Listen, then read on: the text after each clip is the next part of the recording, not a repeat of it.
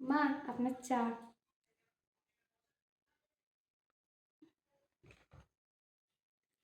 দাও। এ নাও।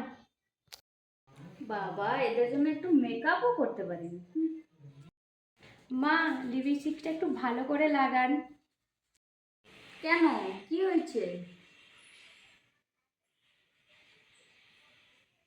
ও, ঘেটে গেছে।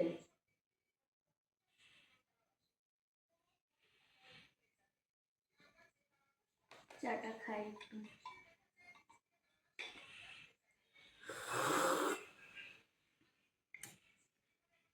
বৌমা, চায়ে কি দিয়েছে? এরকম লাগতেছে, নোনটা নোনটা গন্ধ আসতেছে, কিরকম মিষ্টি মিষ্টি। কি দিয়ে বানিয়েছো বলো তো? আসলে মা, চিনি শেষ হয়ে গেছে, তাই আমি। তাই কি দিয়ে বানিয়েছো? কিরকম লাগতেছে? ওই চা করতে গিয়ে দেখি চিনিগুলো সব পিঁপড়ে খেয়ে চলে যাচ্ছে, তাই আমি পিঁপড়ের পথ টিপে টিপে টিপে টিপে চিনিগুলো বার করে চা বানিয়ে দিয়েছি আপনাকে। কি?